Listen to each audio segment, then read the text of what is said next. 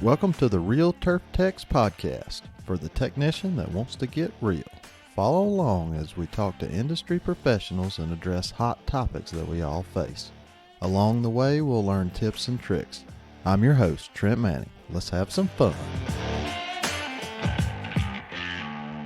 This episode of Real Turf Techs on Golf Course Industries Superintendent Radio Network is presented by Foley Company, a strong supporter of equipment technicians and golf course maintenance departments everywhere. Foley Company offers a proven solution for above and below the turf for turf professionals everywhere. To learn more about Foley Company's line of reel grinders, bed knife grinders, and the Air 2 G2 family of products, or to find a distributor, visit www.foleyco.com. Foley, ready for play. Welcome to the Real Turf Techs podcast, episode 163. Today we're talking to TJ Vollmar, equipment manager at Desert Mountain Club in Scottsdale, Arizona. Desert Mountain Club is a private course with 126 holes of golf on 8,500 acres. He has 13 techs and 5 shops with room for 15. He has mostly deer equipment. Let's talk to TJ. Just me and you talking shop. Yep. Yes, sir. Yep. And I know I'm older than you, but you don't have to call me sir. But if you want to, I understand his habit, and I appreciate that. Yeah, it's all good, man. It's all My good. boss yells at me all the time for doing this. Right. Okay, I got you. Have you heard of Mark Snyder? Yeah, I've heard that name thrown around out here. He predates me out here. Yeah, I run into him the last couple of days. I was in Idaho speaking at their conference. And anyway, he said, "You don't happen to know Jason Fontana, do you?" And I said, "I don't associate with people like that."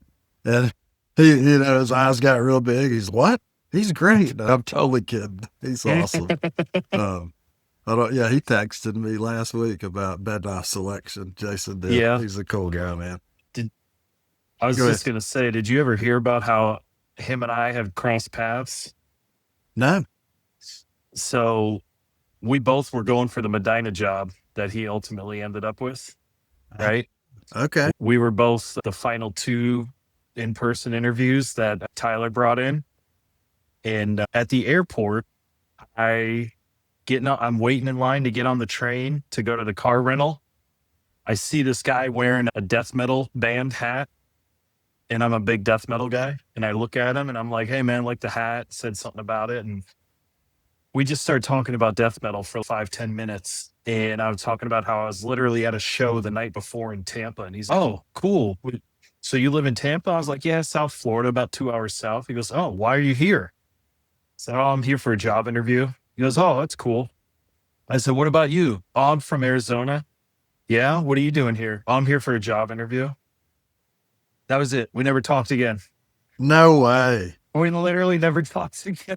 That is so crazy. Never exchanged names, never exchanged job, actual titles, what we did, who we worked, what industry, nothing. Yeah. And later on, I did some math. Once I found out I wasn't getting the Medina position, I started putting 2 and 2 together, and I saw this opening, and I was like, "Oh, I wonder who that guy is." And I looked him up. I was like, "That's the guy I met. That's crazy." That is so crazy. So have you talked to him since then? I've only spoken to him. I spoke with him briefly at the show. We haven't really spent any time discussing anything. I'd like to get to know him a little bit more, and just I'd like to get to know everyone in the industry, But yeah, start a I haven't podcast. really spent more. Yeah. God. You wanna? I don't know if I'm that ambitious, Trent. Okay. No, I don't. I mean, I'm trying to remember. Oh, I did. I shouldn't say I did. I said I was one of the attesters for his attesting. Okay. For CTEM when he was there. Yeah. So I got his contact after then, reached out to him, asked him to be on the podcast, and he was a guest. And then when the first year that the show was in Phoenix, hooked up with him and said, "Hey, could I come by for a visit?" And Yeah. I knew John Patterson was driving from Georgia out to Phoenix, and Jeez. I really need to go see Jason Fontana. And I said, "I'm going. Let's go together." So anyway, Nice. he come and picked me up at the hotel like Sunday morning or whatever, and we rode up there and hung out for a couple of hours, and then went and had lunch.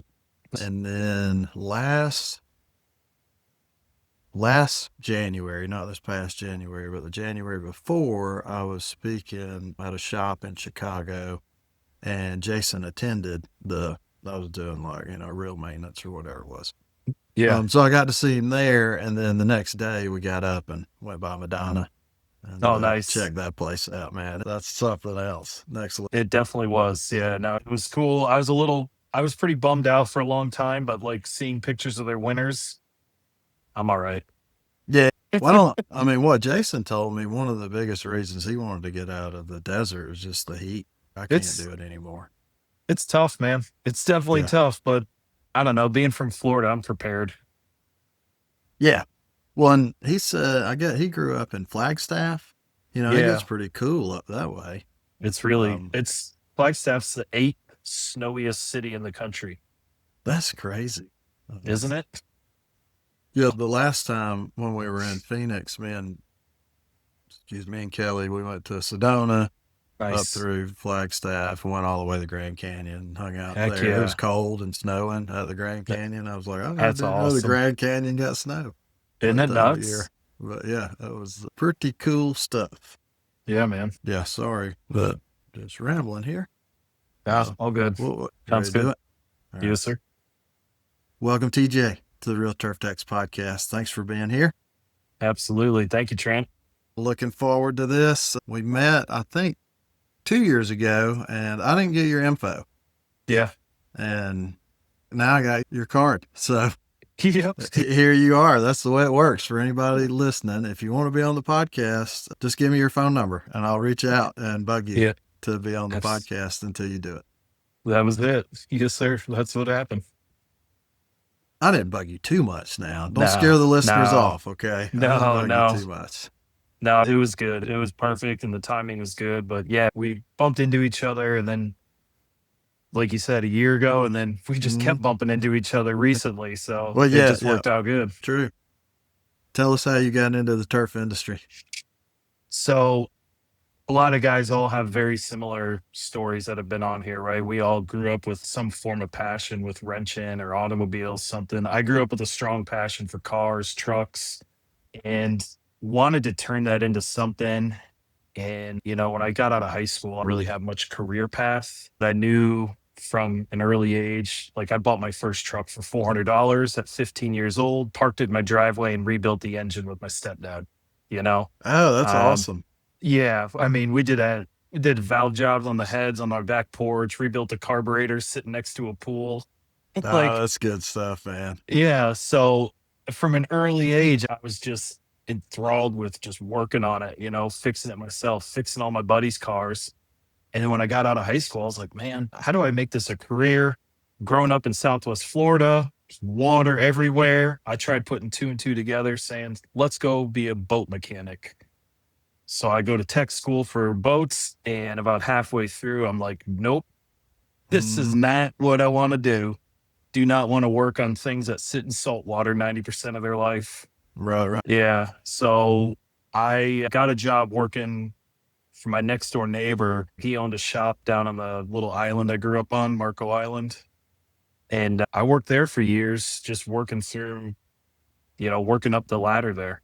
Started as a general service tech and then went all the way up to, one of the lead techs up there and just kept working on cars.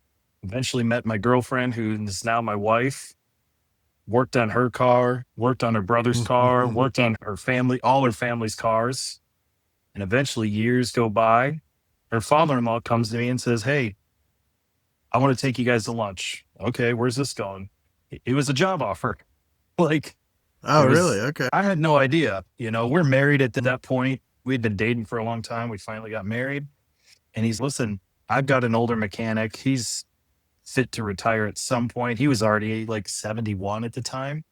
And that dude was, great mechanic. Leo was his name. But I want to make sure I have the right replacement set up. And at first, I went to his shop. I looked at everything after that lunch meeting, and I'm looking at this equipment going, dude, this looks nothing like anything I've seen. I don't know. Mm-hmm. I passed on it at first. And then Okay, so hang eventually, on. Let's yeah, back up. So yeah, was he a superintendent? yeah. Sorry. So he's Oh, a okay. superintendent. He is a superintendent. Carried He's, into the yeah, industry. I love it. yeah. And I had no idea. I didn't know anything about the golf world when I Mm-hmm. got into this, you know? He handed me a magazine article from, I don't know, 2000, maybe 13, I think, 2012, 2013 from GCM, talking about the need for mechanics in this industry and how most guys will go their whole life and not know that this industry exists. Yeah. That's from the mechanics side, right? I read that article and I was like, okay, let's give it a shot. And yeah, I jumped right in. I actually didn't go into the shop full time, even though I had, thousands of dollars in tools that I had used in the automotive world. Mm-hmm. I spent the first 6 months working on the course. Okay. But eventually, through all these different things, we went in and he helped me get my footing and work my way through and becoming a mechanic in the industry. That's so cool. That's awesome. Yeah. Yeah. How beneficial was it to spend 6 months mowing and work, operating the equipment? I think it's crucial. When I'm looking to bring people in, some of my best hires I've had, some of my favorite hires are guys that we've brought in from the crew Mm-hmm. because they have a great understanding of not only how to use the machine, but what its intended purpose is. And when you're trying to fix it, when you're trying to make something work right, and you know how it's supposed to operate. I've had guys who have no idea what the machine's supposed to do on the course. Mm-hmm. And I'm trusting this guy to set up this greens mower that's going to go mow these greens. Mm-hmm. Like, no, true. So having that knowledge, I think it's crucial. So for me, it was huge. Yeah, no, that's awesome. I hired a guy, he's been automotive mechanic for 9 years. And actually his dad's a golf course mechanic and we're Yeah. friends. So anyway, that's kind of how he got there. He was getting tired of the flat rate pay and all those things. And he plays golf. But so anyway, to make a long story not as long, I was talking to my director for agronomy and he said, does he know how to mow greens? And I said, no, he's never used a greens mower. He said, I don't want anybody here if they don't know how to mow greens. Hey, fine. I don't care. I think that's great. And so we're, this was over the winter and now we're just now mowing greens again on Bermuda and we're training him how to mow greens. And I think it's great that he's going to know, and we ain't going to just train him. We're going to give him a greens route and let him get comfortable doing it. That's so good. he can understand what the operators go through every day. Yeah. Out there mowing greens. So, that's huge. I think it's great. And I definitely will continue that. Anybody that I hire without experience, at least let them mow greens, if nothing else. I like it. I like it for sure.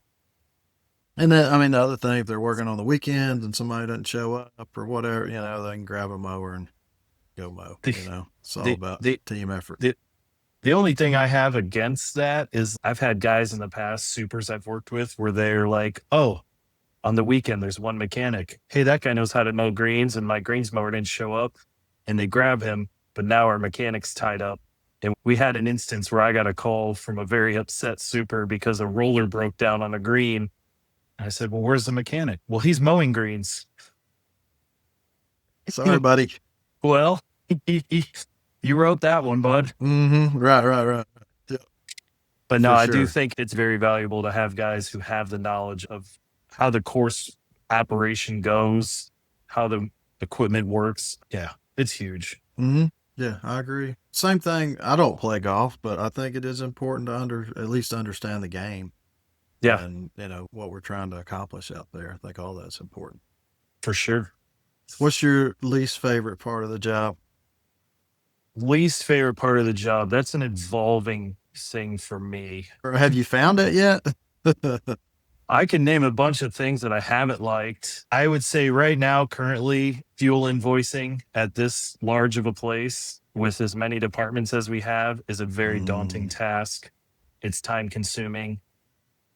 But I think the real worst thing is, as a manager, managing guys, managing a crew basically of mechanics, having to be that bad guy, having to enforce, write-ups and things like that, ever having to let someone go, that's never fun.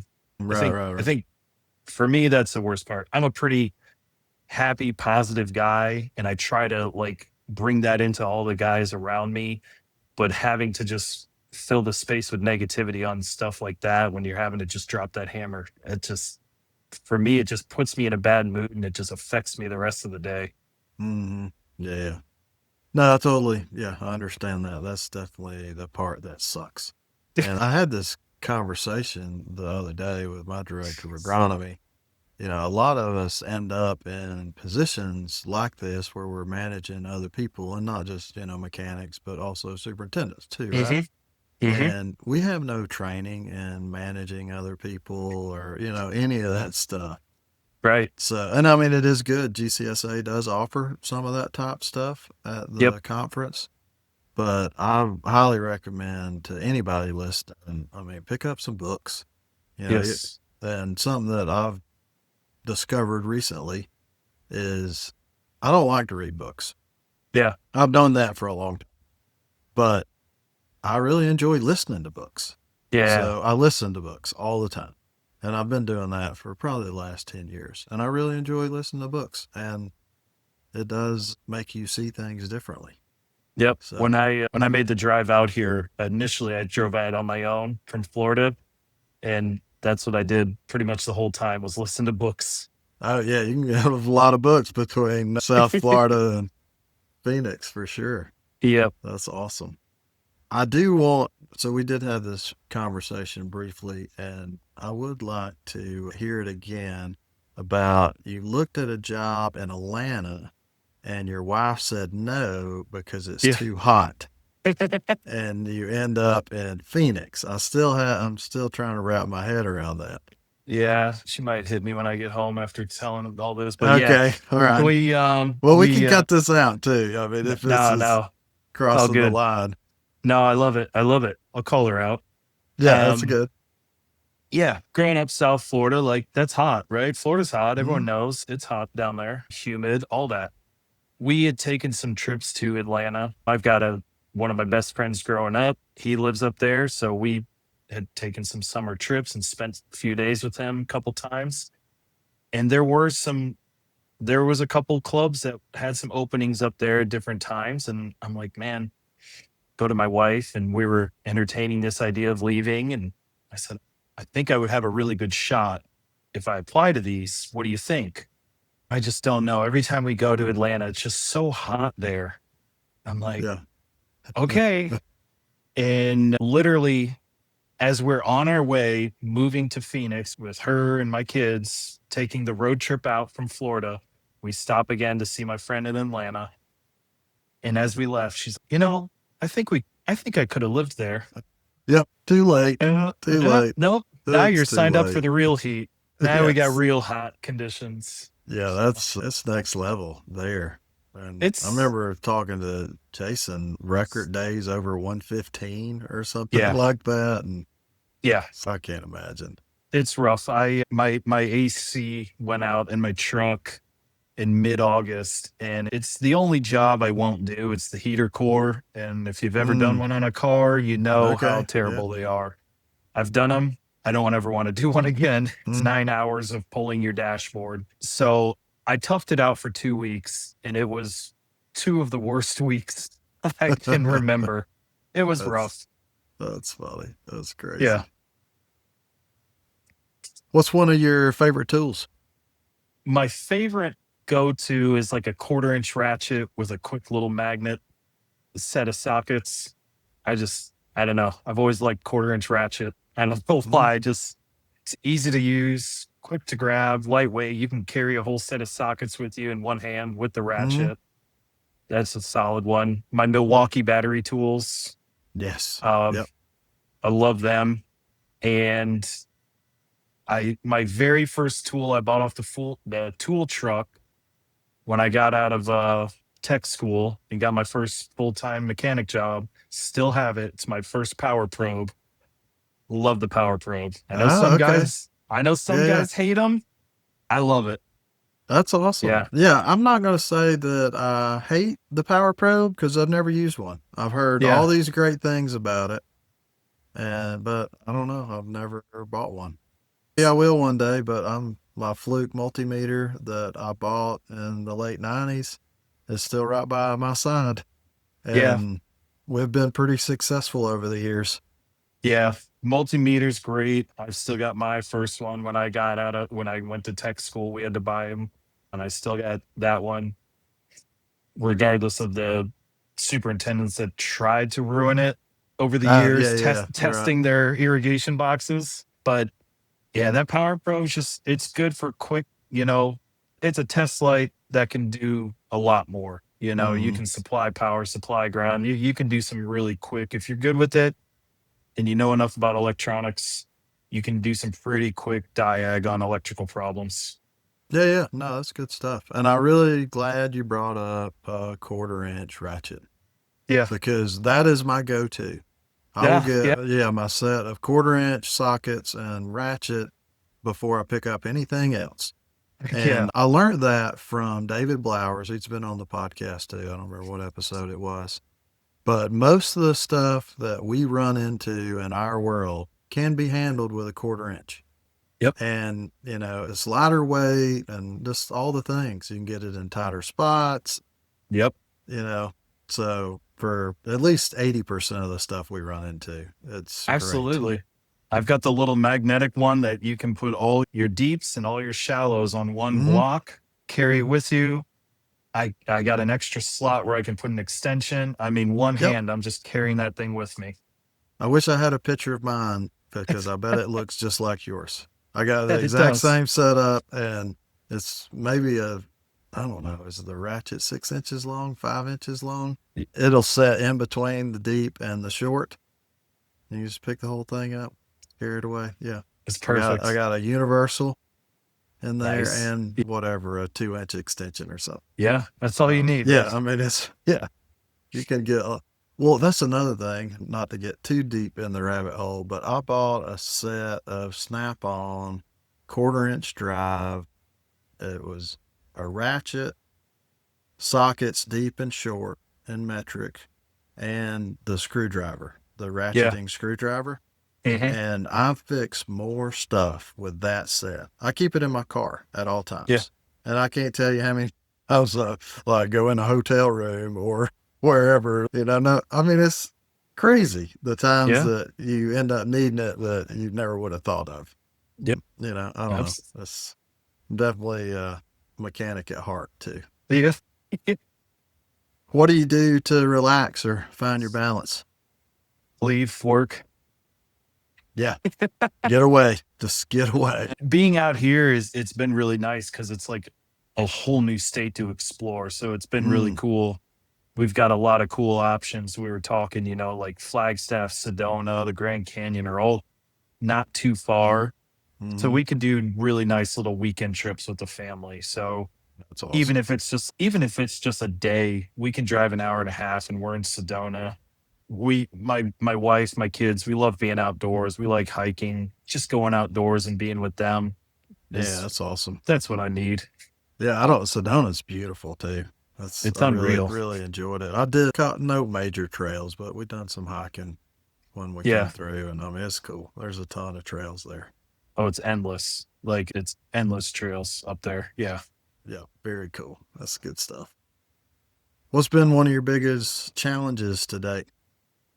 Yeah, so I thought about this one. I think really my biggest challenge was moving here, was leaving everything my wife and I have known our whole life. We've spent in Naples, Florida. Our family is still there, our parents, you know, the house that, my kids were growing up in was our Mm. first house we bought. And there's a lot of emotional Oh connection, yeah, yeah. lifelong friends, family. I mean, I know people do it all the time, but it was a tough move. And driving out here and starting all over, not knowing anyone. Still don't know a lot of people. Mm-hmm. You know? No, that's got to be a challenge for sure. Yeah. How Yeah. old are your kids? My son just turned 12 and my daughter's 9. Okay. All So right. So how are they enjoying the move? it took them a while, but I mean, they're doing great. My son's thriving now at school. They're both on, they're doing academically, they're doing so well. My son is like excelling in sports out here compared to what he was doing, in Florida. Okay. It just opened up a new side of their personalities, I feel like. Huh, that's cool. That is cool. And yeah, so we're like, we're looking into buying a house and looking at different areas. And both my kids are like, no, we can't leave this school. We got to stay with these friends. We like, okay, all right. Yeah. We got to stay here then. We got to stay in this situation, this zone, this area. So yeah, they've taken pretty well to it. It took them a little bit to get out and feel it out, but they love it now. They miss the beach. I'll say that. Yeah. Why don't you wait a few more years, right? And yeah, you might have a beach in Arizona. I don't know. Yeah. No, that's awesome though. I'm glad, that they're acclimating well to new surroundings. Yep. They are. What about you and your wife? A hard time finding friends, or? We haven't really branched out. We've met a few people. Most of the people I see that I interact with, is the guys at work. We've met a couple of the wives from the other supers. We got 7 of them here, so there's a shortage of guys to meet and interact with. Right.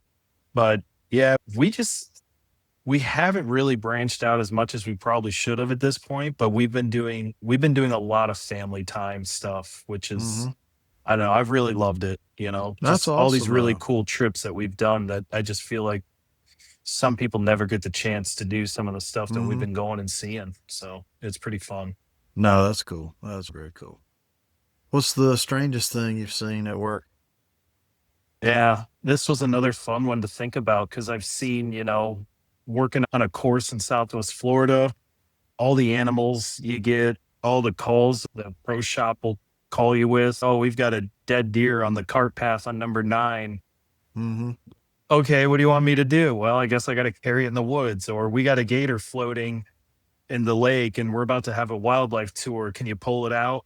Right. I came in one morning. I've heard other guys talk about finding, donut tire tracks on greens and things. We came into something similar to that one morning and found the whole bumper, front bumper of the car left in a bunker. So we picked it up and we drove around the neighborhood and found the car. That's great.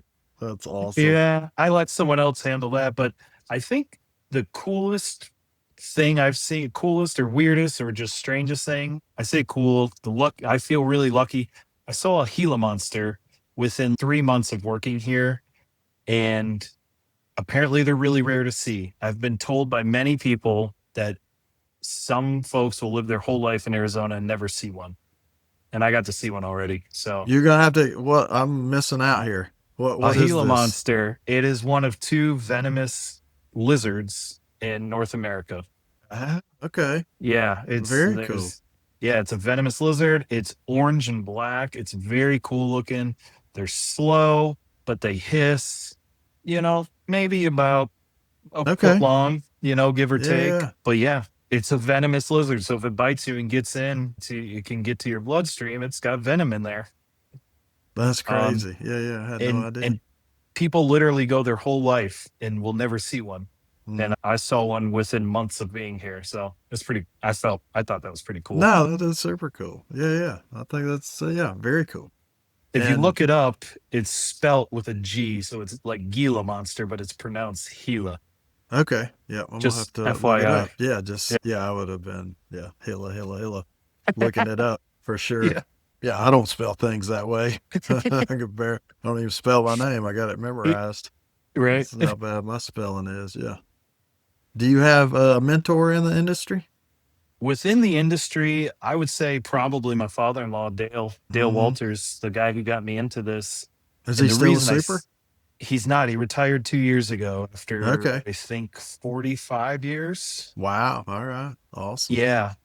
And the reason I say that is I've worked with a lot of really good guys. I've worked with a lot of great mechanics. I've worked under some great mechanics. But the knowledge that he instilled in me to view things from his, perspective, the attention to detail is what he like drove into me, right? Mm-hmm. And I think that's one of the most crucial things on our job. Like this whole industry is attention to detail. It doesn't matter if you're fixing things, if you're, setting up a golf course, you need attention to detail to be Mm-hmm. really good at this. Right. And he instilled that in me from day one. So yeah, I give him a Okay. credit Yeah. for Yeah. that. That's awesome. Yeah. Well, what about outside the industry? Outside the industry, I would say that my first mechanic boss, Keith was his name, Keith Pershing, the guy I worked for who was my neighbor and owned his own shop. The way he taught you to like critically think about diagnosing and repairing equipment was just I had never seen anyone. I go to automotive shops once in a while if I'm getting tires done or something, or I'll have people come talk to me about, we get it all the time. People come in, Right. hey, I'm getting my car looked at. What do you think? And when they tell me this stuff, I'm like, man, and I just go back to my early days of learning mechanics and from this guy, and these guys don't know what they're talking about. You need to go to a different shop. And I always try to steer people to like mom and pops. Not that other places don't have good mechanics, but some of the corporate places are more worried about money, and the mom and pops really care about you. And that's what this was. It was mom and Mm-hmm. pop, and he relied on seasonal people always coming back. So he treated them really well. So, he instilled a lot of really good values in me mechanically, professionally. Yeah. Yeah. No, that's really good. And I'm glad you bring that up because you're right. The local shops, that's where it's at. And nothing Yeah. against, the corporate places, but they do care about you more. And Absolutely. I've worked for both. yeah. Okay. I mean, I've never worked for either one, but just my experience, being a user of each Yeah. one, I'd rather go to the local place. Absolutely. I mean, the money stays local. And like you said, the people they care about you a lot more. It's a more personable experience. And yeah, he instilled that. And I think that's part of why I interact with people the way I do, whether it's my technicians or it's crew members or it's supers, whoever it is. I try to relate with them more and explain things. Probably my wife tells me I over explain things all the time, but Mm-hmm. he taught me to explain things to a customer because they don't know anything about their car. So I try to do the same thing. Not that people don't know, I'm not saying that some of these guys I'm talking to, but I try to really just make it super easy for everyone to understand. No, I really like that. And I would venture to say that probably needs to happen more often. Yeah. Because I don't think of the operator a whole lot, Yeah. and explaining, I mean, maybe I'll explain how hopefully we could prevent this in the future Yep. from happening. But I mean, I think that's pretty good, to start explaining stuff more. Because I do think the more we can get operators or crew members or whoever to buy into what we're doing, the better it is for the whole operation. Absolutely. And if we can get them to, have a level of respect and care for the equipment too, by really explaining to them, how crucial this part is or this is, Mm-hmm. they're just going to treat it better and make our jobs better at the end of the day. Mm-hmm. No, for sure. What would be your dream job or opportunity? I don't want to sound cheesy, but this is maybe it.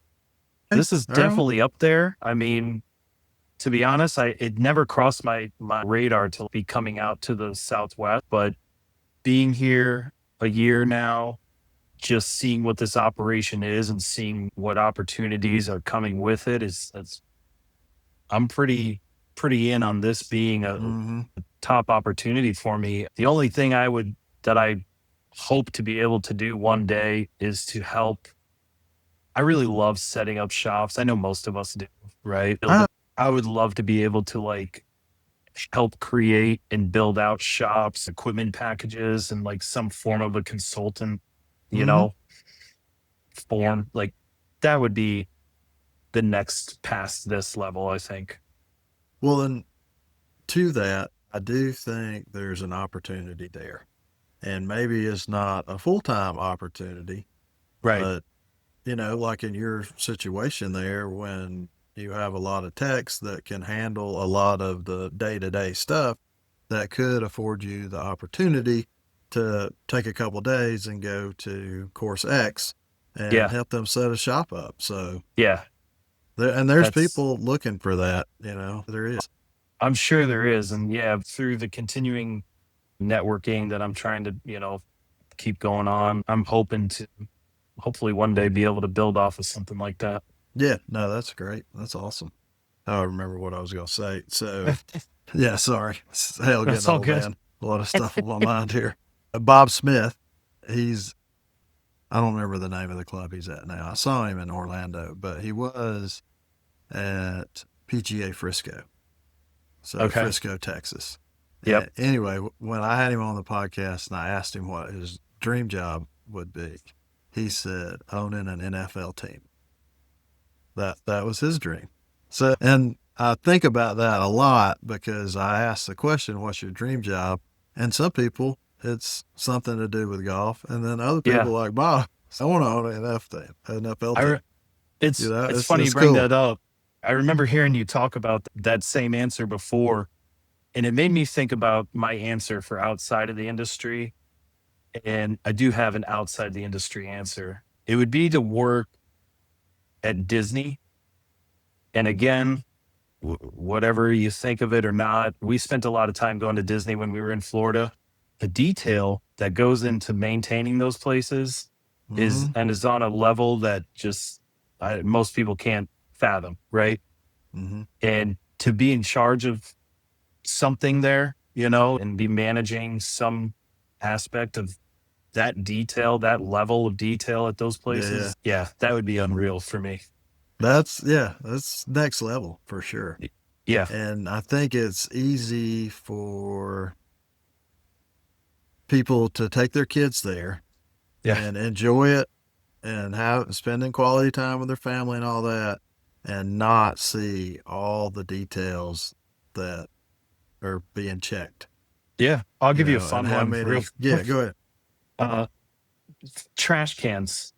There's a trash can within 50 feet of another trash can because Walt Disney sat down and at other parks and watched how long people would carry a piece of trash before they dropped it, and the average was 50 feet. Oh wow, okay. Oh, if you go, I mean, I've literally counted. I've walked between trash cans, and there's so Huh? just silly things like that. But I'm like, they don't skip on any detail of anything. And I love that. When I would go there, I would pay attention to stuff. Obviously, I'm enjoying it as a father and with my family, but I Mm-hmm. love that detail that goes into the industry because, again, our whole industry is detail. Whether you like it or not, it really is. Well, it's funny. That makes me think too, because we were having this conversation about clubs in the Atlanta area, and we're an A-level club, but we're at the very bottom of the A Yeah, level, right? I mean, there's a lot of sure, really good clubs in Atlanta, and all their budgets are a lot more than ours. sure. But what does that money? So it's about the same amount of fertilizer, it's the same amount of chemicals, same amount of mowing equipment. It's like for an 18-hole course, everything's the same. The only thing you increase is labor and Yeah, detail, right? right. It's the Yep, details, just like you're yep. talking about. That's the only thing that's Yeah, changing between the different level clubs is detail. that's exactly it.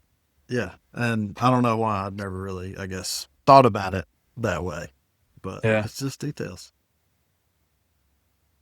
Do you have a technician you would like to work with for a day? Honestly, anyone in everyone, really. There you go. I I like it. I I think there's so much value if I were to come spend a day with you, if I'm go down the road and spend a day with Randy at TPC, you know, I think there's so much value of putting two of us in the same shop for a day for both of us. You know, I had Clint McKee from Big Cedar came Mm-hmm. up early on when I Okay. first started. Yeah. Um, He's to awesome too. just, yeah, he's great, man. And Yeah. he came in to kind of, cause I was new to deer stuff. You know, I'm still new to Mm-hmm. deer stuff, right? I came from an all red facility to a huge all green facility, like a lot of it. Mm-hmm. And so Clint came in to kind of just spend a day with me and just go over the QA5s and 7s and just show me those fun roller adjustments. And Mm-hmm. Yep. Yep. Yep. but we both walked away with stuff that day, you know. I think he walked away with different thoughts on how to manage and run shops a little bit, and I'm walking away with more like technical skill application knowledge, you Mm-hmm. know. But just us spending a whole day together was, I mean, it wasn't enough. We need more than a Well, day, right. but Right. Right. Yeah.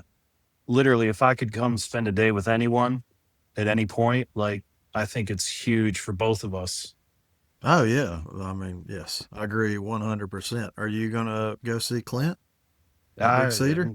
We were talking about it. We were Yeah. talking Why about it not? Right. when we were Right. last together. We were like, man, we definitely need to make a trip happen. So he was Yeah. telling me Yeah. For just sure. bring the family out. So we might do that, but you know, I'd like to make a Mm-hmm. little work trip out there too, for sure. Yeah. No, that's awesome. When I remember, it's been a few years ago. Jerry Kerr at White Oak, he went up and hung out with John Patterson for 2 days. Yeah. And he called me. He's like, "You mind if I come over to your place?" And he come over and hung out at my place for a little while. You know, I mean, it's just That's awesome. something like that goes so far. Spending Yeah. time with, people like John or Clint or any of those guys. Oh And the yeah. other great thing about this industry is 99% of the people you would want to spend a day with are more than happy to spend a day. It might Oh even yeah. be over 99%. Oh, I'm Because, sure it is. I mean, I don't know anyone that would say no to No, spending a day in their shed. and if anyone wants to ever come up to my shop, any one of them, like any day, let's do it. Like I'm open door. Like Mm-hmm. I love having that stuff. I love bouncing ideas off of each other. Yeah. Yeah, well, just like I was telling you when I was in Chicago, I run over to see Jason Fontana at Yeah. Medina. Yeah. And I didn't hang out that long, but it wasn't the first time I've been to Medina, but every time you go to one of these shops, you see something different. Oh, Yep. I like that idea.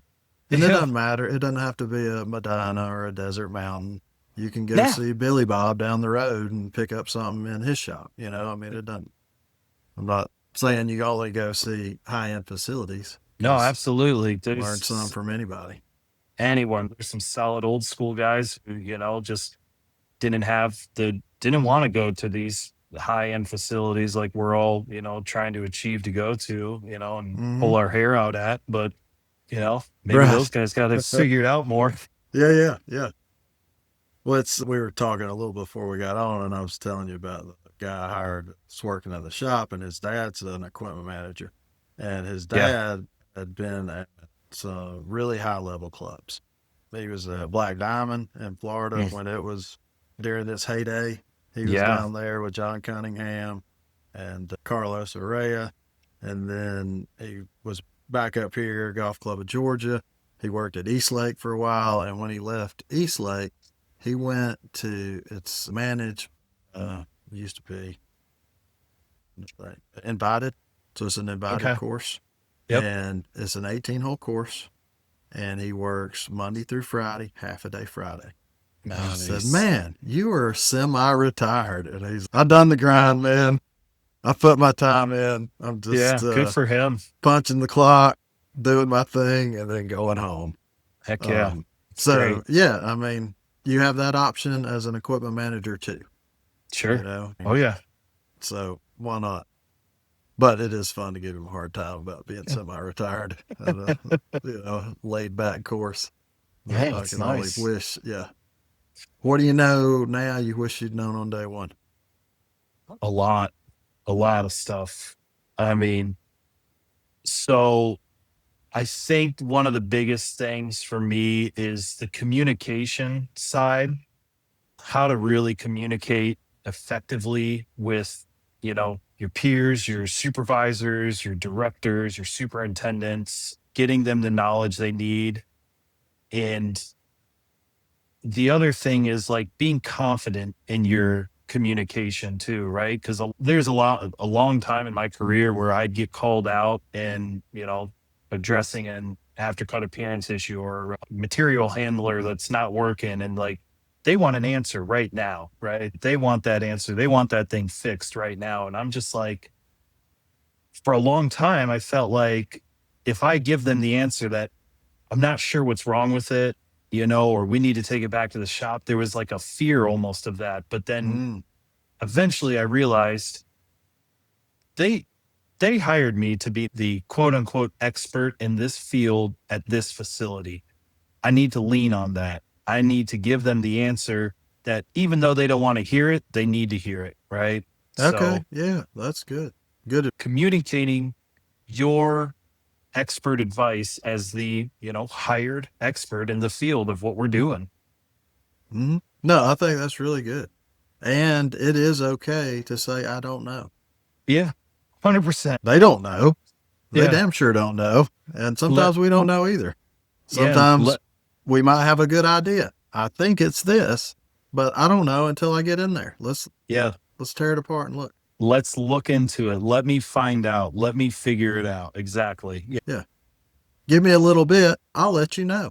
Exactly. You'll be the first to know. Right. Yep. 100%.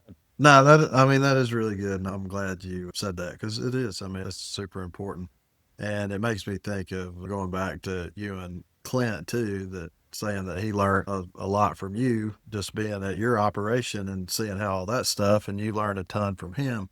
I was fortunate enough, I hired a gentleman that I was actually friends with his brother anyway. He just got out of the Army. And he had no golf experience, no equipment. I mean, he worked, a little bit in the military on odd and end stuff, but he was not a mechanic in the military. He checked oil and stuff, right? And he worked on his own vehicles and had some four-wheelers and worked on that. Anyway, I learned so much from him while he was working here. Just about, communication being one of the biggest ones. And one of the things I learned from him that he would always say is feed the bear. If you feed the bear, they won't eat you. So every day, if I was not there, he would send me a text and give me a sit rep at the end of the day Nice. and it wasn't like super detailed or whatever, but we had this happen, whatever, see you tomorrow. 3 sentences or whatever, but it makes me know he's on top of it. Right. That's cool. And that was super cool and helpful.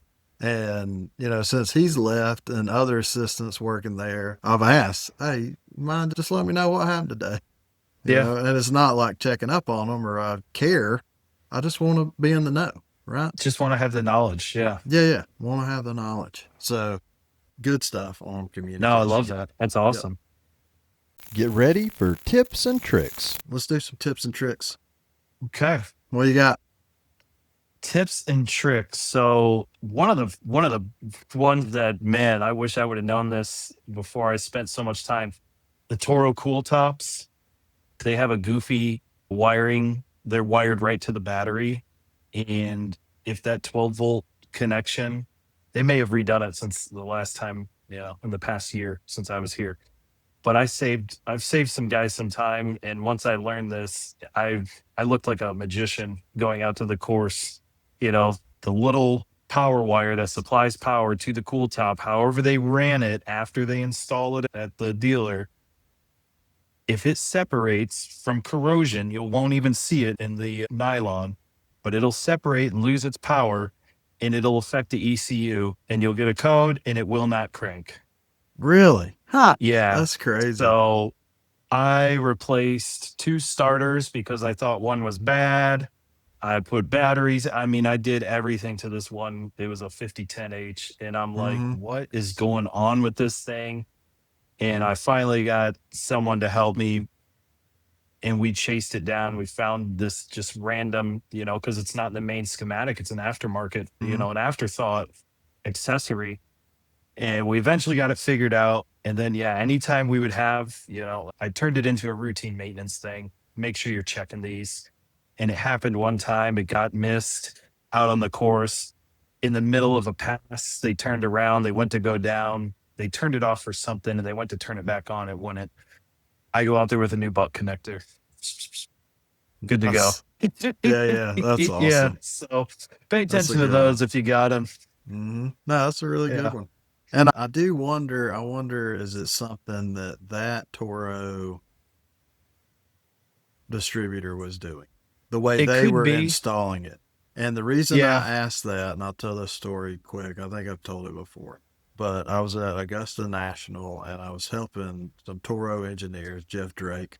He was the product engineer for the 5010 series fairway mowers, and they were doing some testing on engine vibration at startup. Okay. It was, I think it was a 4-cylinder diesel engine. When you'd first start it up, it would just vibrate like crazy. And Yep. then as soon as you bumped it off the throttle, it was fine. It was good to Yeah. go. And ended up being the motor mounts, and they done rework and changed all the motor mounts. But while we were out there, Jeff asked me, he said, so, on the front cutting units, they have the little metal arms that kind of help stabilize the hydraulic hoses going up. Yep. Well, on this unit, that metal arm was on the rear cutting units. And he said, why are the stabilizers on the rear cutting units? I said, I have no idea. That's everyone I've run across, that's where they are. And I thought, that's kind of stupid. Why are they putting them back here? And he said, they're supposed to go on the front. And so I worked for the Toro distributor, Jerry Pate at the time. And what it was, Derek, our setup guy that was setting up all the new mowers, was putting them back there. He missed it in the instructions. They were all supposed to be on the front. He's putting them all in the back. So that's why I asked if it was a dealer thing, it maybe could be the way it's, you tape it up or where it's mounted or, some of that stuff. Yeah, I don't know. It could be because I've reached out. I shared that info at like a Toro training we were at one year. And one of the guys who was like, he was a little bit north of us, but still it would have been the same distributor. He's, dude, I looked into that and all of mine were corroded and falling apart. And I'm like, so it saved his butt. I don't know. Maybe that's good. Yeah. Well, and I know the distributor down there, and they have a huge territory. How many machines are they putting out, A lot. That's a lot of machines. So you could save a lot of people some trouble and some nightmares. Yeah. And that leads me into to think about the networking, how important it is to know other techs, especially in your local area, because you got the same distributors, you're seeing the same problems, just like the guy that you're speaking of. So it's really important to work. Yeah, for sure. Well, you want to go on to growing your career? Sure. Yeah. So I think one of the biggest things for me in career growth, is like I was talking about earlier, like facing one of the hardest things for me was moving out here, getting over those fears, jumping over those roadblocks, getting out of complacency. That's number one thing for me. Coming here, I saw a huge opportunity to not just grow my career, but I could help the careers of 14 individuals, right? And I was really excited about that opportunity. My job has changed a lot as an equipment manager. I'm still in charge of a huge fleet of equipment, but the main thing I'm working on, I said this a couple of weeks ago to someone, the main thing I'm working on now is technicians. Right. Yeah. I'm repairing and diagnosing and maintaining technicians and all the drama that might come and go with that. But, that's what I'm really trying to do. And I'm trying to grow these guys' careers, whether they have seen it or not. But, I've came in and there's really great practices already in place here from my predecessors. But I saw some just like bad habits. And so I'm like, okay, we're going to shake things up. We're going to change things up. And some of the guys weren't excited, but I'm like, the complacency will hold back your career, right? So I'm trying to really get that through to them. And everyone I talk to, I try to like really push that, and never stop learning. I know you're a huge proponent for education, continuing education. Like it's huge. I should be coming to you with my C10 certification, but I got snagged on the second half and I haven't completed level 2 yet. No, that's all good. Yeah, that's all This good. job is demanding, but I think that's Yeah. huge for our careers. Get those certifications. Get any certification you can and put it on your resume and be proud of it, Mm-hmm. because not every superintendent that you're going to interview with or director really knows what all went into that certification, whether it was an hour-long forklift training class. Doesn't matter if it was a welding class for half a day. You're certified as a welder. You're certified as an operator on a forklift, right? Mm-hmm. That stuff carries weight and makes you look more, and makes you more valuable. So any opportunity you have, jump on it. Keep training, keep learning, take the classes. Like you said, the GCSA classes, I split my days at the last show, this last one in Orlando. I did one whole day of career developing classes and Yeah.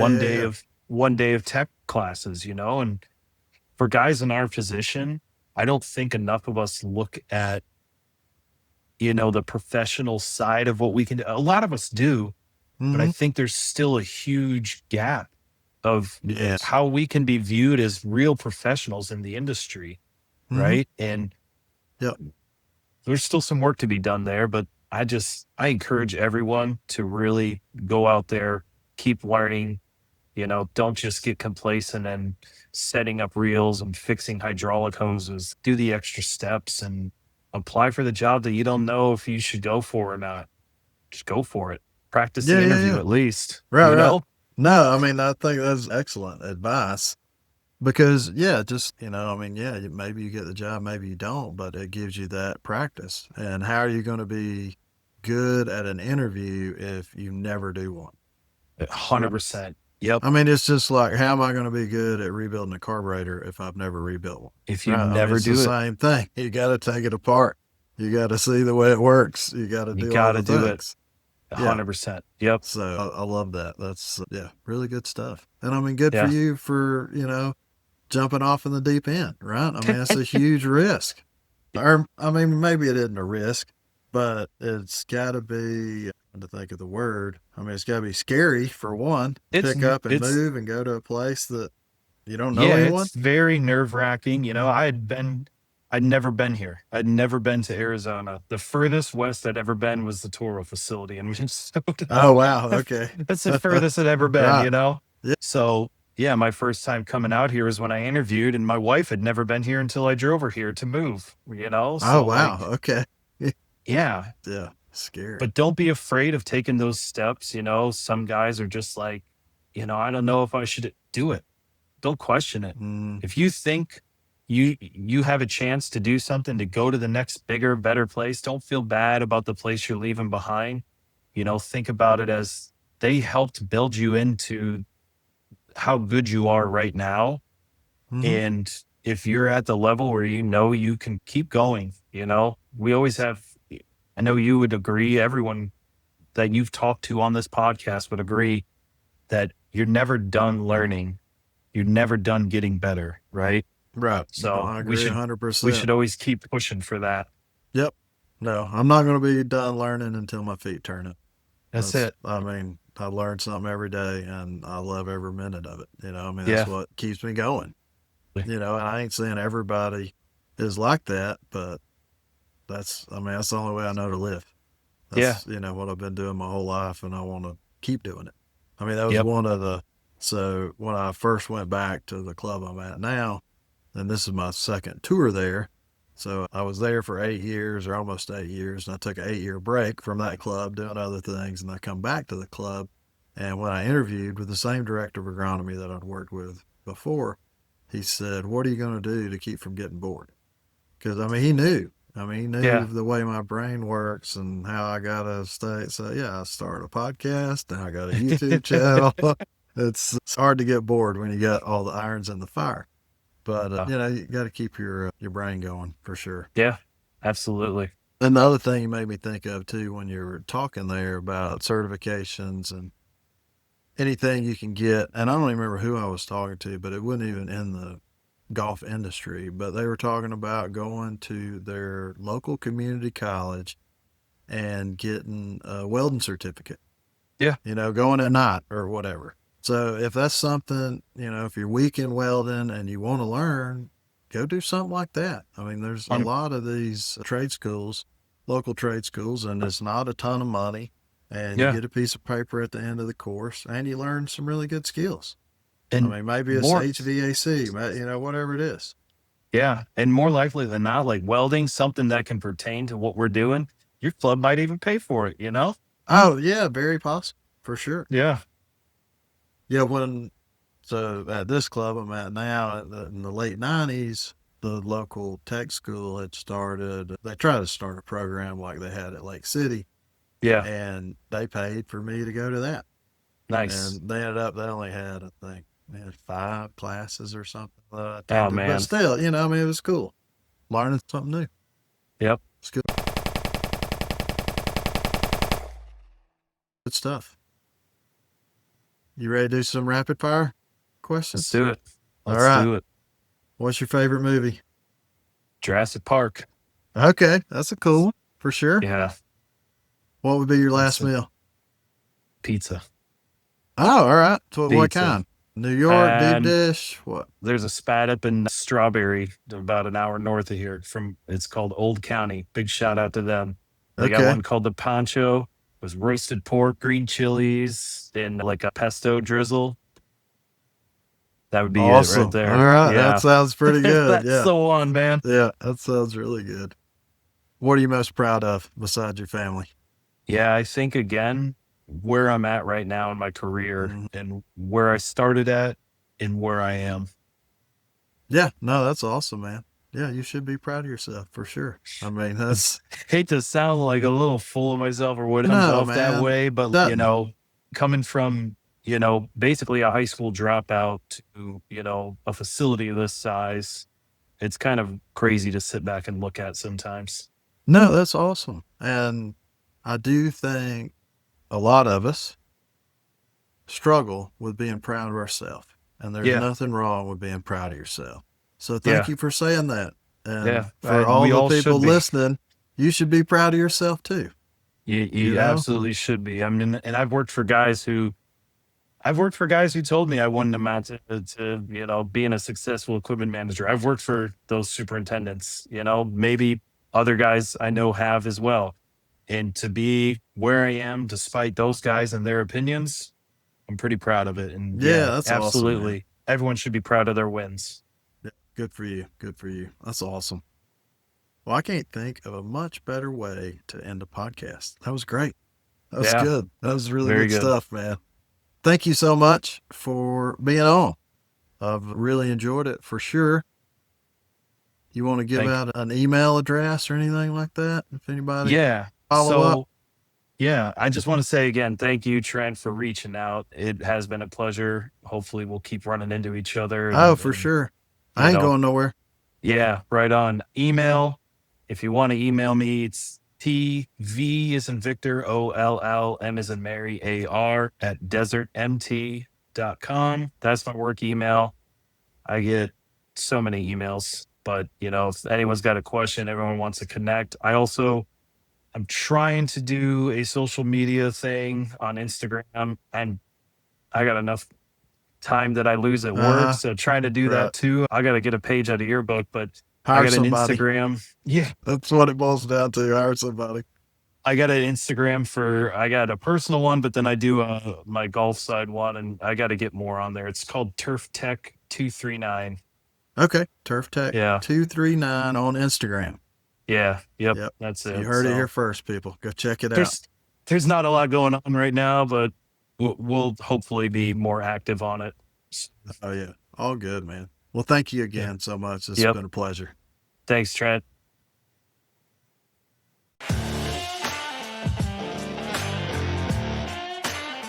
Thank you so much for listening to the Real Turf Techs podcast.